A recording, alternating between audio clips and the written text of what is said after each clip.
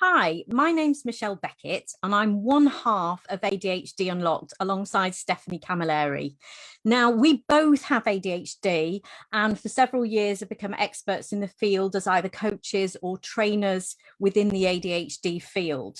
So ADHD Unlocked is a supportive community of adults with ADHD so that you can all realize your potential, because we've all got that heartbreak, haven't we, of not living up to our potential with ADHD. So that's why we formed ADHD Unlocked. So this week, we are going to tackle an ADHD monster, which is particularly challenging for adults with ADHD, and that is planning.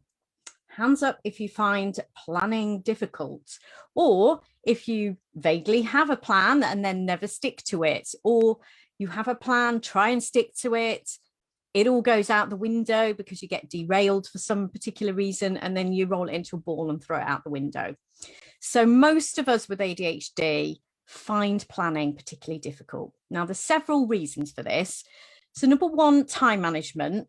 We tend to be fighting fires and doing urgent things that we've forgotten to do and spinning plates all the time. So we don't actually set aside the time to plan out what we should be doing so this doesn't happen, because we're too busy fighting those fires. So we get, I don't have time to plan because I'm too busy racing around.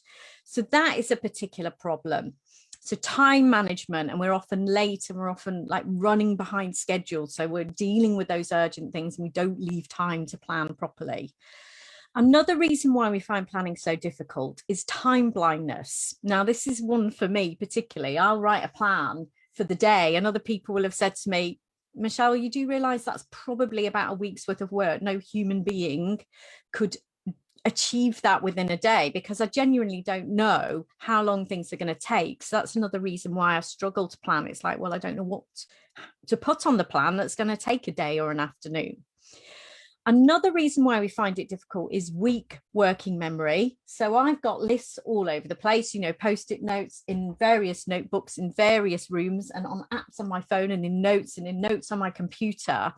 So that weak working memory makes me forget where my to-do list is and things off it. So that is really, really challenging in terms of our weak working memory and losing our plan and our list in the first place. So there's things we can do to simplify that, to make it easier so that we're less likely to lose stuff. So I'll talk about that in a moment. We also have difficulties with decision making and prioritization. So you look and go, right, I've got all these things to do. I don't know what is important. I really struggle with what's important. I'm too overwhelmed. There's too much on my list. So that is a particular problem. So that's when we need help with maybe talking it through with somebody about what is the priority and giving ourselves space in which to do that. We also struggle with perfectionism with our plan, which I've struggled with in the past. It's like, well, I had planned to do that at 9:30, but it's now 10:30 and I'm completely off track. So I may as well just bin the plan for the day. And it's kind of that perfectionism. It's either all or nothing with us and planning.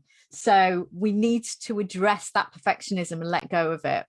We also get derailed by other people because of our lack of boundaries and our people pleasing, which tends to be one of our traits. So it's a case of we may be doing quite well with our plan, but somebody will come in, make a phone call, ask us to do something, somebody at work, and you go, yeah, I'll do that. And then your plan has gone out the window and your priorities and your needs have gone out of the window. And another reason we find planning so difficult is that it feels boring and it feels quite restrictive. And one of our members said in our members meetup this week, which I absolutely loved, was, I feel like I'm being bullied by my own plan and being told what to do. So it's the particular struggle that we have is that we need structure in order to function, but that we rebel against structure. So how can we get around this? How can we sidestep this? So our top 5 tips to make planning easier. Number 1, give yourself space and prioritize time to plan. So Dale Carnegie, who's a business guru from yesteryear, has always said 1 hour of planning saves 10 hours of doing. Now, we know that planning is going to save us time, but as adults with ADHD, we know what to do. We don't always do what we know. But if we prioritize and habitualize and make a habit of planning and carving out space for it and realizing its importance, our lives will become so much easier. Okay. And we'll get so much more done. The trouble is we don't make that time to plan. So for example, last night I had a minor win, and instead of planning in the morning, which I tend to do, I did a bit of planning last night. So I put my exercise gear out the night before. So as soon as I woke up, I got straight into it. I'd also put the washing in the machine on a delay timer last night. So it was ready for 8 o'clock this morning. So I could just take it out of the washing machine and put it on the line. Okay.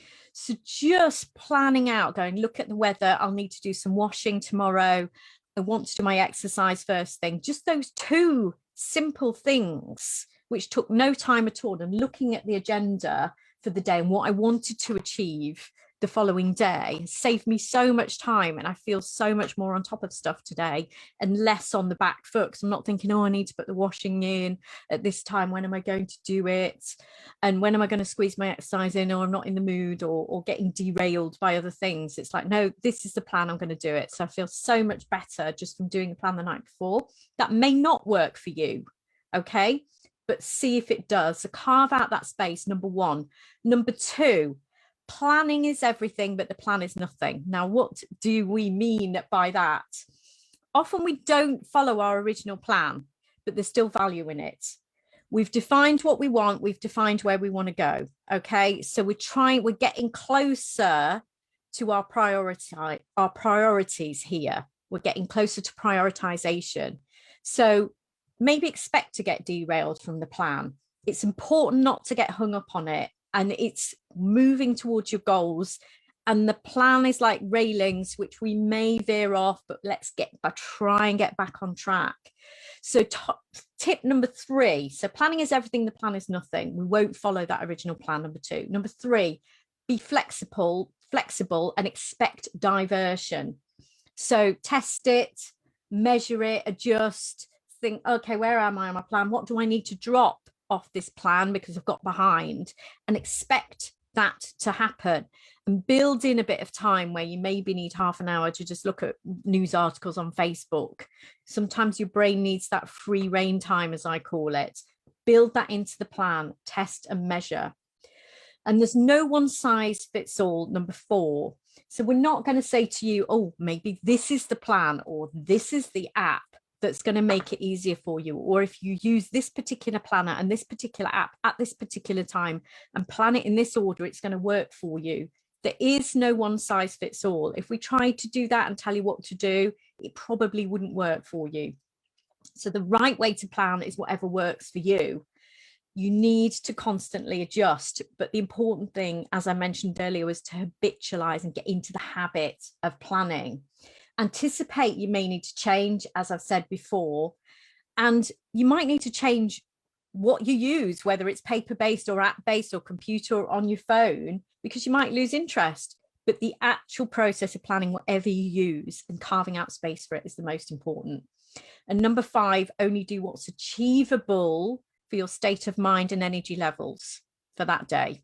Okay, it's really, really important to check in with yourself emotionally and how healthy you're feeling, how tired you are on the morning, maybe halfway through the morning, lunchtime, halfway through the afternoon, and adjust accordingly. And sometimes you need to give yourself permission to say, okay, I had this plan for today. I've got a headache, or I'm not feeling right, and my meds might not be working very well, or this has happened, or I've had some bad news.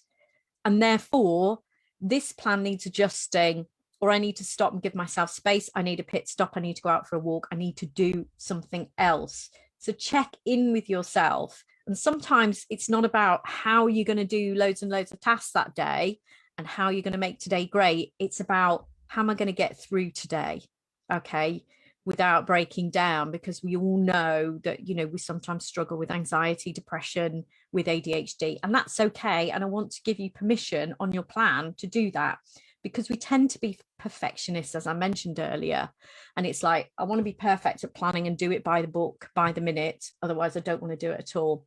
But if we do this, if you prioritize planning, you'll be less tired. You'll feel more on top of stuff. You reduce that decision fatigue. It's like, oh, I don't know what to do next. And that takes up a lot of brain power.